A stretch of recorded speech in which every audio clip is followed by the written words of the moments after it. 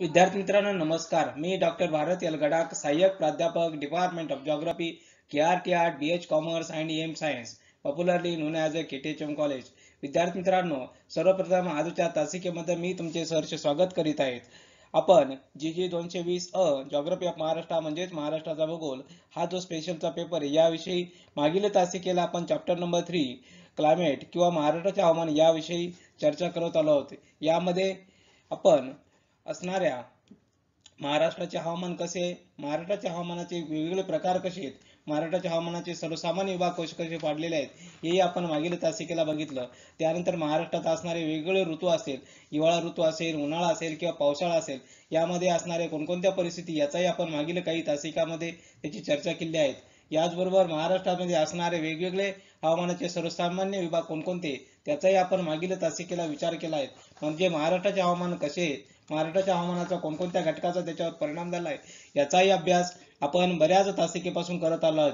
म्हणजेच महाराष्ट्रातील अनेक भागातील तापमानाचे वितरण असेल, हवेची आर्द्रता असेल, विविध तापमान कक्षातील फरक असेल, अशा अनेक हवामान व घटकांच्या नोंदींच्या आधारे महाराष्ट्राच्या हवामानाचे विभाग पाडले आहेत हे आपण बघितलं.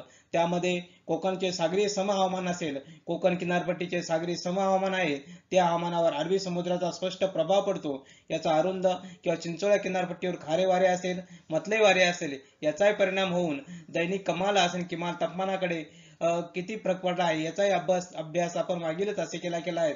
विद्यार्थी मित्रांनो, त्याचबरोबर सह्याद्रीचे हवामान असेल, महाराष्ट्राच्या पश्चिमेस, उत्तर व दक्षिण दिशेस किनारपट्टी समांतर असलेला सह्याद्री पर्वत महाराष्ट्राच्या हवामानावर बराच मोठा परिणाम करतो. सह्याद्रीमुळेच नैऋत्य मान्सून वारे अडविले जातात, त्यामुळे पर्वतरांगावर आणि घाटमाथ्यावर पाऊस पडतो. दक्षिणेकडून उत्तरेकडे गेल्यास पावसाचे प्रमाण कमी होत जाते. याचाही अभ्यास आपण मागील तासिकेला केला आहे. त्याचबरोबर पठारावरील कोरडे हवामान असेल, सह्याद्री पर्वत ओलांडल्यानंतर वार्षिक पर्जन्य 75 सेंटीमीटर आहे असणाऱ्या प्रदेशातील पठारावर कोरडे हवामान आढळते. यामध्ये प्रामुख्याने गोदावरी, भीमा, कृष्णा नद्यांच्या खोऱ्यांचा प्रदेश येतो. पश्चिम घाटाच्या पूर्वेकडे गेल्यानंतर साधारणपणे 60 ते 70 किलोमीटर अंतरावर गेल्यानंतर कोरडे हवामान सुरू होते. याचाही अभ्यास आपण मागील तासिकेला केला आहे. त्याचबरोबर अवर्षणग्रस्त किंवा कायम दुष्काळी म्हणून ओळखला जाणारा प्रदेश कोणता आहे याचाही वेळा अनिश्चित स्वरूपाचा व सरासरी पाऊस पडतो याचाही आपण अभ्यास मागील तासिकेला केला आहे. त्याचबरोबर तापी खोऱ्यातील हवामान असेल, किनारपट्टीचे मैदान असेल किंवा आणि पठारावरील खंडांतर्गत हवामानाच्या दरम्यानचा संक्रमणाचा हवामान असेल, अशा भिन्न स्वरूपाचे हवामान किंवा उन्हाळे अतिशय कडक असतात. अकोला किंवा अमरावती शहरामध्ये दैनिक व कमाल तापमान व किमान तापमान किती आहे याचाही आसपास आपण वार्षिक तापमान कक्षा कितीच्या दरम्यान आहे याचाही अभ्यास मागील तासिकेला आपण केला आहे. त्यानंतर वऱ्हाडचे हवामान असेल किंवा पूर्णा दरीतील खोऱ्याचे हवामान असेल, त्यानंतर वर्धा, वैनगंगा व खोऱ्यातील हवामान याचाही प्रामुख्याने यामध्ये कोणकोणत्या जिल्ह्यांचा समावेश होतो, भंडारा, चंद्रपूर, गडचिरोली या जिल्ह्यांचा समावेश होतो. म्हणजे पठारापेक्षा येथील तापमान असेल किंवा पावसामध्ये कसा फरक पडतो, येथील तापमान देखील जास्त आहे. यात असणाऱ्या तापमानावर हवामान दृष्ट्या बंगालच्या उपसागरातील हवेचा काय परिणाम होतो याचाही अभ्यास आपण मागील तासिकेला केला आहे. विद्यार्थी मित्रांनो, या गोष्टीविषयी आज आपल्याला बघायचं आहे की आज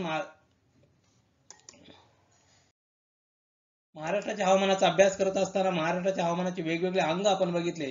हवामानाचे अंग आपण बघित असताना तापमान असेल, आर्द्रता असेल, त्यानंतर वायुभार असेल, सापेक्ष आर्द्रता असेल, या गोष्टीचा अभ्यास करत असताना सर्वात महत्त्वाचा अजून एक घटक येतो तो म्हणजे पर्जन्य, की वार्षिक पर्जन्य कसं वितरण झालं आहे.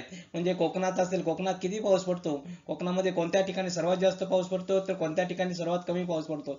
त्याचप्रमाणे पश्चिम घाट असेल किंवा सह्याद्री पर्वत असेल, सह्याद्री पर्वतावर सर्वात जास्त कोणत्या ठिकाणी पाऊस पडतो व किती सेंटीमीटर पडतो. त्याचबरोबर मराठवाडा असेल किंवा पश्चिम महाराष्ट्र असेल किंवा उत्तर महाराष्ट्र असेल, विदर्भ असेल, या भागामध्ये कोणत्या ठिकाणी सर्वात जास्त पाऊस पडतो व कोणत्या ठिकाणी सर्वात कमी पाऊस पडतो याचाही अभ्यास आपल्याला या ठिकाणी करावायचा आहे.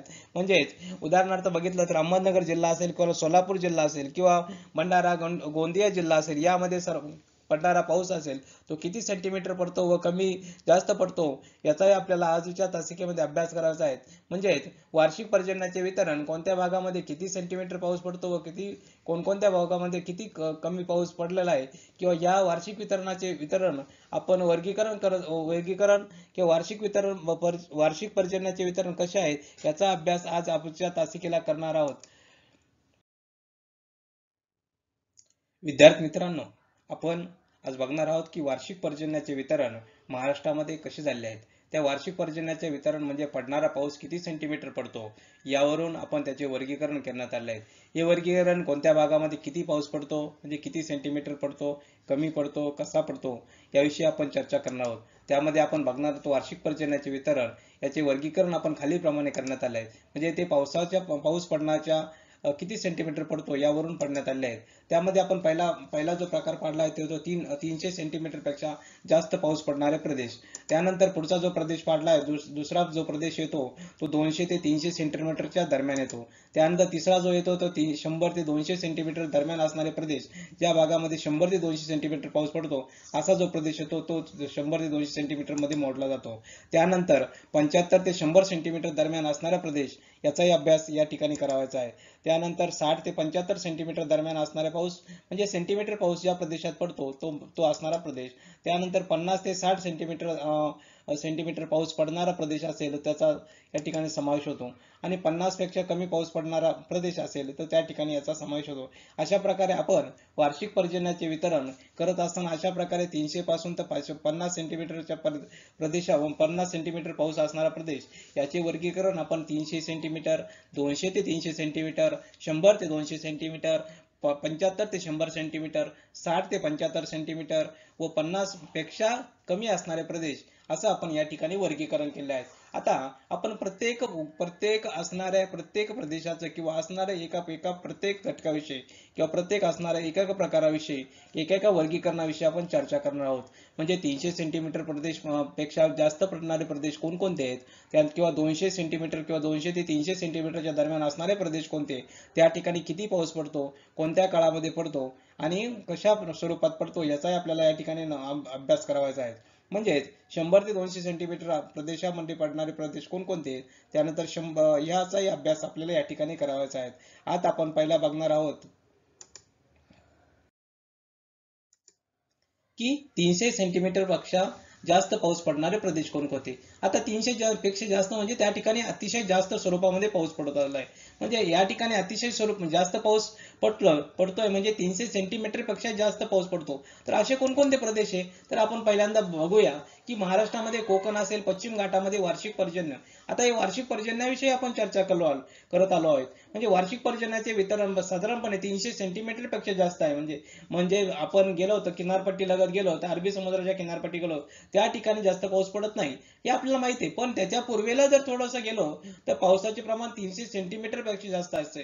म्हणजे कुठे असणार आहे ते कोकण आणि पश्चिम घाटाच्या दरम्यानचा प्रदेश असतो, त्या ठिकाणी असणारा आपल्याला 300 सेंटीमीटर पेक्षा जास्त पाऊस त्या ठिकाणी पडला असतो. म्हणजेच हा पावसाचा जो पट्टा आहे हा दक्षिणोत्तर व चिंचोळा आहे असंही आपल्याला माहिती आहे.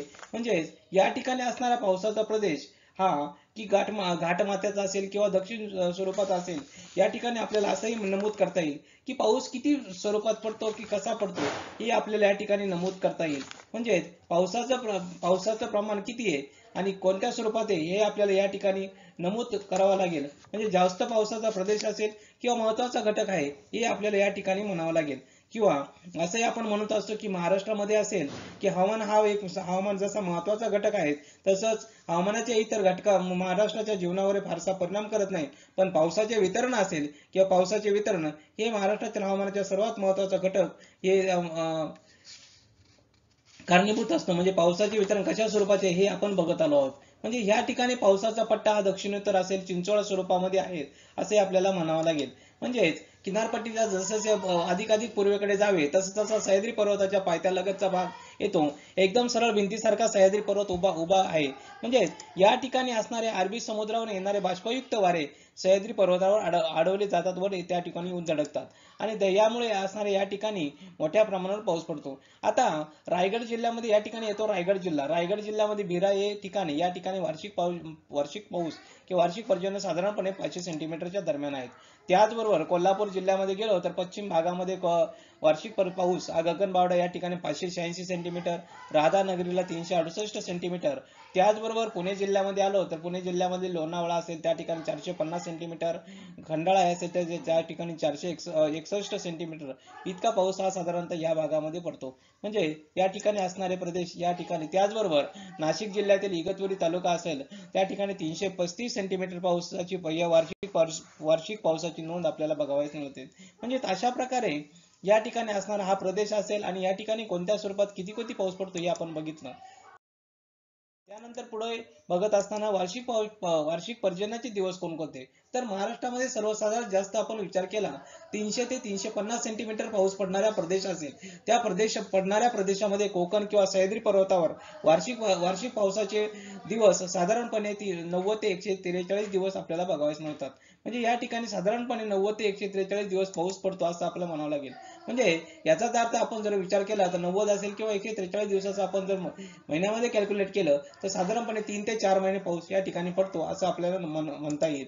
म्हणजे महाराष्ट्रातील सर्वात जास्त पावसाचे दिवस जर बघितले आपण तर रायगड जिल्ह्यामध्ये पनवेल या ठिकाणी 143 दिवस नोंदवले गेले आहेत असे आपल्याला म्हणावं लागेल. त्यानंतर आंबोली घाट असेल तर आंबोली घाटामध्ये 125 दिवसही पाऊस या ठिकाणी पडतो.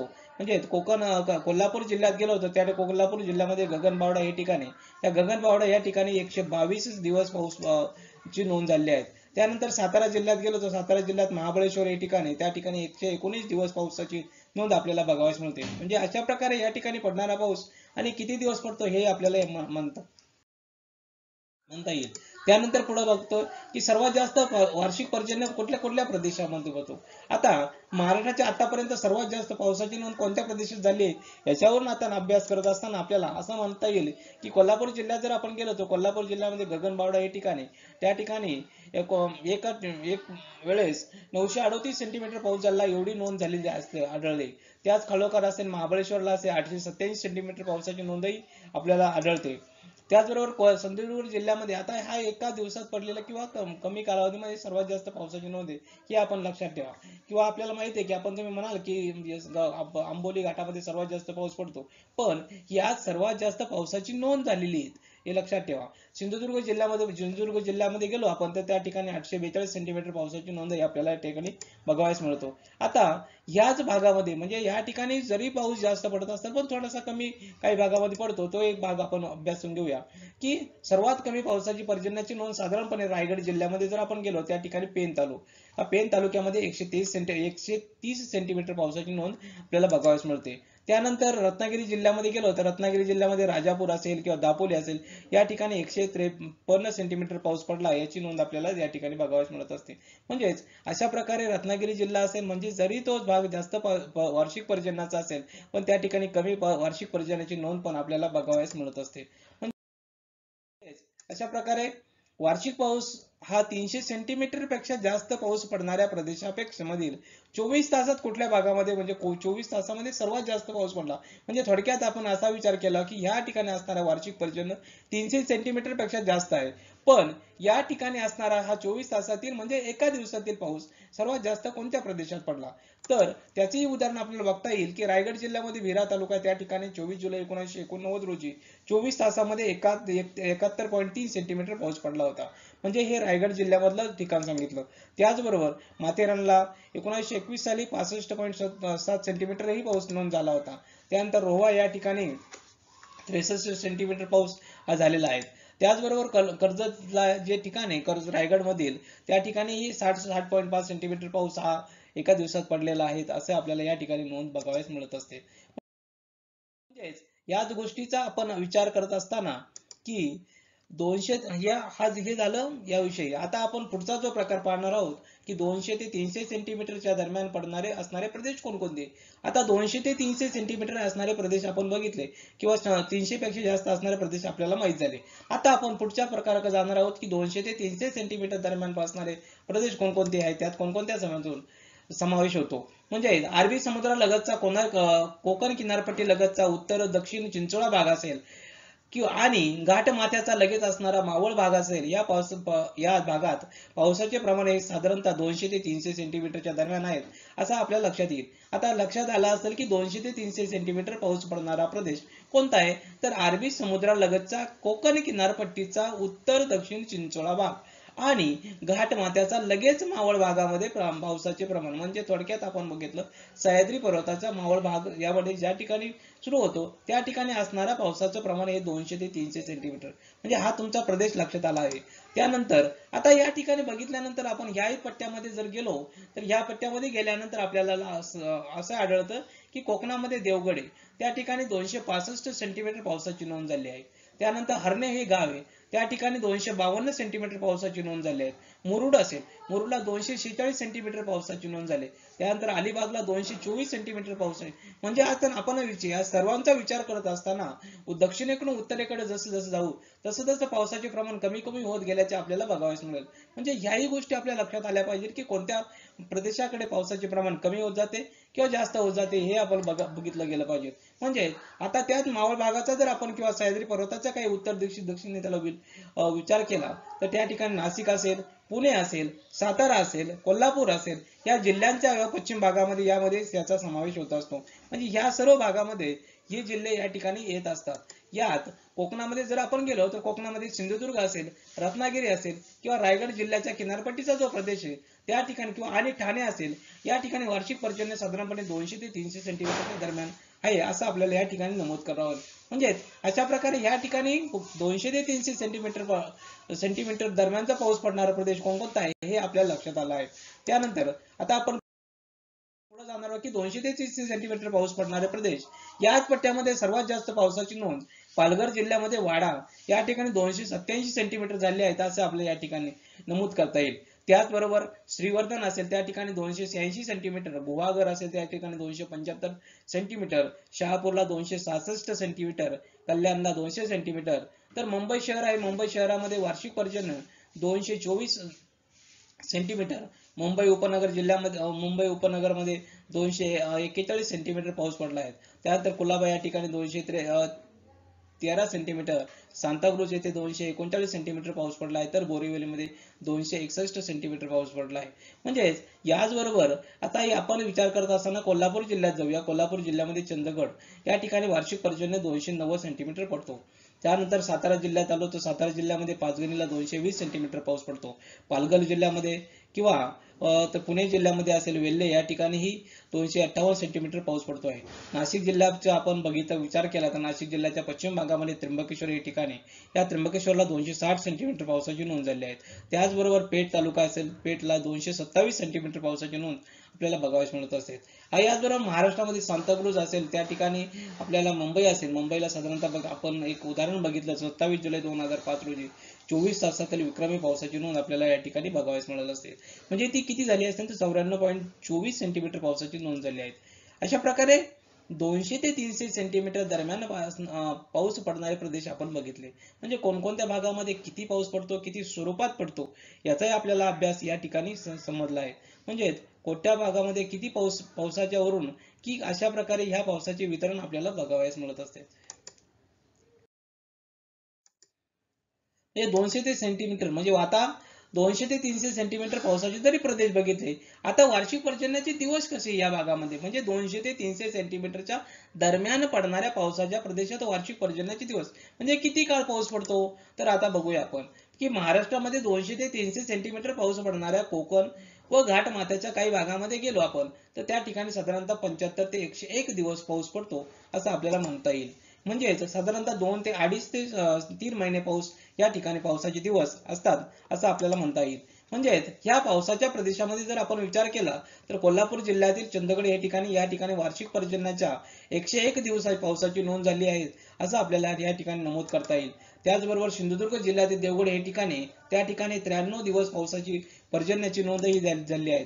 म्हणजे या ठिकाणी सर्वसाधारण असं या ठिकाणी विचार केला आपण तर 85 ते 95 दिवस पाऊस या ठिकाणी झाला आहे असं आपल्याला नमूद करता येईल. म्हणजेच पावसाचं प्रमाण असेल असे आपल्याला म्हणता येईल. अशा प्रकारे विद्यार्थी मित्रांनो आज आपण महाराष्ट्रामध्ये असणारे पावसाचे प्रमाण की पावसाचं प्रमाण कसं आहे की महाराष्ट्रातील असणाऱ्या पावसाचे प्रमाणाचं की कोणकोणत्या घटकाच्या आधारे म्हणजे महाराष्ट्रातील हवामान हा पाऊस महाराष्ट्रामध्ये हवामानात पाऊस हा सर्वात महत्त्वाचा घटक आहे हे आपण बघितलं. म्हणजे हवामानाच्या इतर घटक महाराष्ट्राच्या जीवनावर फारसा परिणाम करत नाहीत. पण पावसाचे प्रमाण असेल, पावसाचे वितरण असेल याचाही महाराष्ट्राच्या हवामानावर आणि अतिशय महत्त्वाचा घटक आहे. कारण महाराष्ट्रातील शेती असेल, महाराष्ट्रातील वेगवेगळे उद्योगधंदे असेल, महाराष्ट्रातील आर्थिक जीवन असेल, सामाजिक जीवन असेल, हे पूर्णपणे पावसावर अवलंबून आहेत. म्हणजेच यामध्ये आज आपण महाराष्ट्रामध्ये 300 पेक्षा जास्त पाऊस पडणारे प्रदेश बघितले, त्यानंतर 200 ते 300 सेंटीमीटर पाऊस पडणारे प्रदेश बघितले. म्हणजे या ठिकाणी असणारे प्रदेश, कोणत्या प्रदेशामध्ये सर्वात जास्त पाऊस पडतो, कोणत्या ठिकाणी सर्वात कमी पाऊस पडतो, याचाही आपण आजच्या तासिकेला अभ्यास केला आहे. म्हणजेच या ठिकाणी आपल्याला अभ्यास करत असताना की महाराष्ट्रामध्ये असणारे वेगवेगळे प्रदेश, या प्रदेशामध्ये सर्वात कमी पाऊस पडतो, किती दिवस पाऊस पडतो याचाही अभ्यास केला आणि तो किती पडतो हेही आपण अभ्यासला आहे. विद्यार्थी मित्रांनो, या विषयी कोणाच्या मनात काही प्रश्न, शंका निर्माण झाली असेल तर या ठिकाणी माझा ईमेल आयडी दिला आहे, त्या ठिकाणी आपण ईमेल करू शकता. विद्यार्थी मित्रांनो, पुढील तासिकेला आपण महाराष्ट्रामधील असणारे पावसाचे पुढील प्रदेश आपण बघणार आहोत, किंवा पुढचं जे वर्गीकरण राहिलेलं आहे ते पुढील तासिकेला बघणार आहोत. तोपर्यंत धन्यवाद. Thank you very much.